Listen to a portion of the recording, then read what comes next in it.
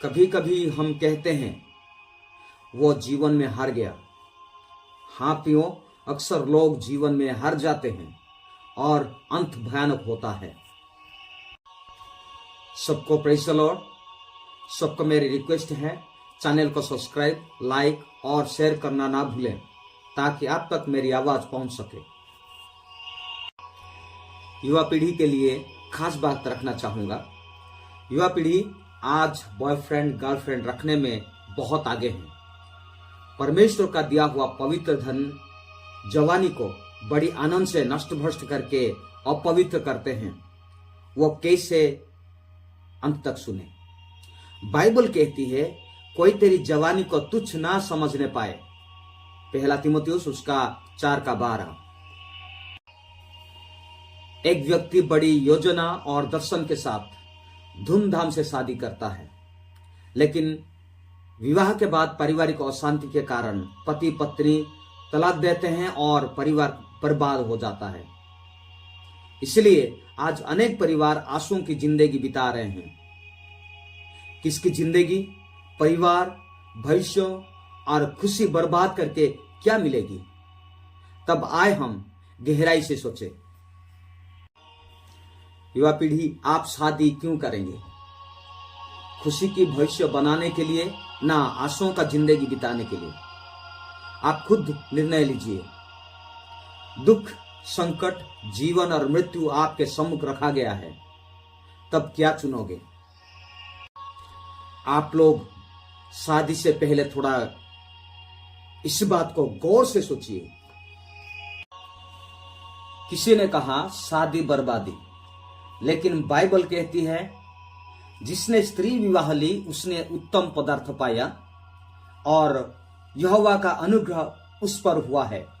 नीतिवचन 18:22। विवाह परमेश्वर से आशीर्वाद है, तब आपका विवाह कैसी है, क्या है और क्या होने वाला है? बर्बाद ना आशीर्वाद।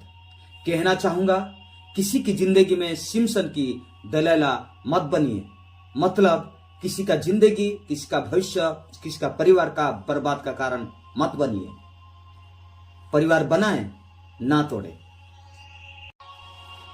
विवाह के लिए उचित जीवन साथी चुनना अति गुरुत्वपूर्ण बात है। आप लड़का हो या लड़की हो, सोचे बिना कभी विवाह के लिए स्टेप मत लीजिए। आप उचित जीवन साथी बनिए।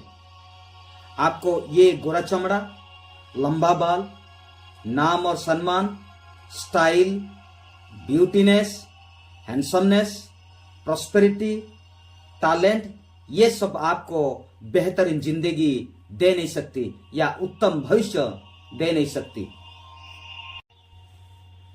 मैं ये नहीं कहता हूं कि ये सारी चीज की जरूरत नहीं है, परंतु जिंदगी को आसान बनाने के लिए ये हमें चाहिए। मेरा मतलब यह है, सारे चीजों के पीछे अंधा जैसे मत भागिए, परंतु याद रखिए ये सारे चीजों से ऊपर भी कोई है, वो है परमेश्वर। उसके बाद कोई भी हो सकता है। आप ये जवानी में किसको पहला स्थान दिए हैं? आप एक मसीह होने के नाते आपके मोबाइल में किसका फोटो भर के रखे हैं? कौन सा गाना रखे हैं और कौन सा गाना सुनते हैं? किसके लिए सुनते हैं और सुनते समय किसको याद करते हैं? सुनते हुए किसके लिए आंसू बहाते हैं? आपके मोबाइल में कौन सी रिंगटोन रखे हैं और क्यों रखे हैं? इससे आपका इरादा पता चलता है। जवानी में अगर प्रभु को छोड़ और किसी को पहला स्थान दिए हैं, तब जान के रखिए आप गलत व्यक्ति को स्थान दिए हैं। थोड़ा गहराई से सोचे, क्योंकि ये जिंदगी का सवाल है। युवा पीढ़ी, जिनको आप मेरे लिए बेस्ट सोचते हो, उस प्रकार नहीं है। आप भ्रम में पड़े हो।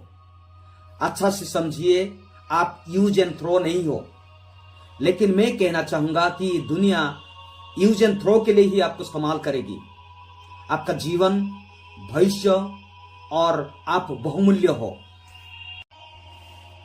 अगर किसी का जिंदगी बना नहीं सकते हो, तो क्यों किसी की जिंदगी बर्बाद करते हो? आपके कारण उनको जिंदगी में कभी भी खुशी और शांति नहीं मिलेगी। सावधान, आप जिसके साथ छुप छुप के खुश हो रहे हो, एक दिन ये खुशी आंसुओं में बदल जाएगी। अगर लाइफ में किसके लिए बेस्ट बन चुके हो तो हमेशा के लिए द बेस्ट बन के रहिए। अगर लाइफ में किसको बेस्ट बना चुके हो तो हमेशा के लिए द बेस्ट बना के रखिए। लेकिन द बेस्ट लाइफ परमेश्वर से शुरू होता है। तब युवा पीढ़ी, आप किसी से और किसके साथ लाइफ शुरू कर चुके हो और शुरू करोगे। आजकल के युवा पीढ़ी परस्पर को ठगने में काफी टैलेंटेड है और कोई किसी से कम नहीं है और कम होना भी नहीं चाहते हैं। लड़का और लड़की सोचते हैं मैं गिरगिट के तरह रंग बदल के झूठ बोल के काम निपटाऊंगा। यीशु मसीह ने समरिया स्त्री से कहा, तेरा 6 बॉयफ्रेंड, एक भी तेरा नहीं है, सब इस्तेमाल करके फेंकने वाले हैं। आज आप किसके लिए मेरा बॉयफ्रेंड गर्लफ्रेंड करके घमंड करते हो? आज आप किसका होंगे? अगर शरीर का भूख मिटाने के लिए लड़का और लड़की को बाय मारते हो तो सावधान। विवाह के समय में सच्चाई को छिपा के धोखेबाज करके शादी करना वास्तव विवाह नहीं है। विवाह में पेंटिंग लाइफ आज नहीं तो कल पता चलेगा। तब क्या करोगे? बेशरम होके अपना स्वामी या स्त्री के साथ रहने के सिवाय और दूसरा मार्ग नहीं है। आपको कभी खुशी नहीं मिलेगी। क्या आप इस तरह की भविष्य चाहते हैं? यदि आप लाइफ पार्टनर को झूठ बोल के विवाह किए हो और पति पत्नी बन के बच्चे भी पैदा किए हो, फिर भी आप लाइफ पार्टनर नहीं हो, आप लोग फ्लैश पार्टनर हो। फ्लैश पार्टनर तो जानवर भी बनाते हैं। भाई और बहनों, जितने बॉयफ्रेंड और गर्लफ्रेंड होके लिविंग रिलेशनशिप में समय बिताते हो, आप लोग सब फ्लैश पार्टनर हो। आप लोग परमेश्वर के दिया हुआ पवित्र जवानी को दुर्व्यवहार करके व्यभिचार करते हुए खुद को परमेश्वर का शत्रु क्यों बनाते हो? मजा तो बहुत आता है, लेकिन आज नहीं तो कल हिसाब देना पड़ेगा। इस प्रकार व्यभिचार करके शादी के बाद अपना जीवन साथी को क्या जवाब देंगे? जीवन साथी के पास क्या लेके जाओगे? अगर झूठ बोलते हो तब अपना जीवन साथी के लिए आपका विश्वस्तता, सतीत्व और सच्चाई कहां है? अगर नहीं है तब शादी ही नहीं करना चाहिए। आपका जवानी को किसके साथ क्यों बर्बाद करते हो? जवानी तो पति या पत्नी का होती है। भाई बहनों, फ्लैश पार्टनर नहीं लाइफ पार्टनर बनिए और चुनिए। किसी ने अच्छी बात बोली, विवाह नहीं रेत की घर, अभी है और थोड़ी देर में टूट जाएगी। विवाह नहीं 2 दिन की। आजकल अशांति और परिवार टूटने की प्रमुख कारण व्यभिचार है, चाहे शादी से पहले हो या बाद। कुछ लोग कहते हैं वो तो शादी से पहले की बात है, तब आप इनडायरेक्टली कहते हैं कि शादी से पहले व्यभिचार करो। ये तो गलत है ना? क्या आपका बेटा बेटी को शादी से पहले व्यभिचार करने कहेंगे? अगर नहीं तो चलेगा बात क्यों करते हैं? वास्तव जीवन साथी वो होता है जो जीवन में आपके लिए अपने आप को बना के रखा हो और शादी के बाद भी हर परिस्थिति में सर्वदा आपका छाया बन के विश्वस्त रहता हो। प्रियो, आप जीवन साथी के कारण समाज में सर उठा के चलेंगे, नचेत शर्मिंदा होके अपना चेहरा छिपाने के लिए स्थान भी नहीं मिलेगी। अंत में मृत्यु को छोड़ दूसरा मार्ग नहीं मिलेगी। सावधान। आजकल की युवा पीढ़ी कहते हैं love is blind. I don't believe love is blind. Love is not blind, but you are blind in love. लोग कहते हैं प्यार में जजमेंट नहीं होता है। इसका मतलब प्यार में अच्छा बुरा नहीं देखते हैं। इसका मतलब मैं ये नहीं कहता हूं कि ये गलत है, लेकिन ये गहरी प्यार और अपनापन को दोनों पति पत्नी को समझना चाहिए। अनेक परिवार में विवाह का प्रतिफल अशांति और मृत्यु होता है। इसका मतलब यह नहीं है कि हर मैरिज में ऐसी होगा। मेरा मतलब जिनके साथ आप विवाह कर चुके हो, जिनको आप विवाह करने जा रहे हो, या जिनको आप जीवन साथी बनाने के लिए चुने हो, जिनको पाने के लिए इतना बेताबी हो, जिनके लिए आप सबको पराया कर दिए हो, जिनके लिए आप किसी की बात नहीं मानते हो, जिनके बिना आज आपको अच्छा नहीं लगता है, जिनके बिना आपका मोबाइल भी लगता है सुना सुना, जिनके साथ आप दिन रात गपते हो, आपको बड़ा मजा आता है और मन मन में सोचते हो और गाते भी हो। तुमसे मिलना, बातें करना बड़ा अच्छा लगता है। तुमसे मिलना, बातें करना बड़ा अच्छा लगता है।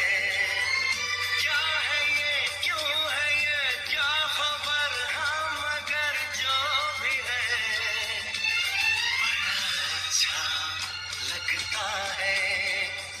तुमसे मिलना, बातें करना बड़ा अच्छा लगता है। क्या है ये, क्यों है ये, क्या खबर, हाँ मगर जो भी है बड़ा अच्छा लगता है। तुमसे मिलना, बातें करना बड़ा अच्छा लगता है। मुझे पता नहीं, जिनके लिए आप परमेश्वर को भी पूछते नहीं हो, एक बार सोच के देखिए, क्या वो आपका उचित जीवन साथी है? क्या वो आपका उचित जीवन साथी बन पाएंगे? क्या वो आपका आनंद का कारण हो पाएंगे? क्या वो आपके साथ संपूर्ण जीवन बिताएंगे? आजकल की युवा पीढ़ी रास्ते में मुलाकात होते ही गहराई से सोचे और समझे बिना अचानक शादी कर देते हैं और उसका प्रतिफल भयानक होती है। अंत में पछता पछता के सर नारियल फोड़ने जैसा फोड़ने से भी कुछ फायदा नहीं है।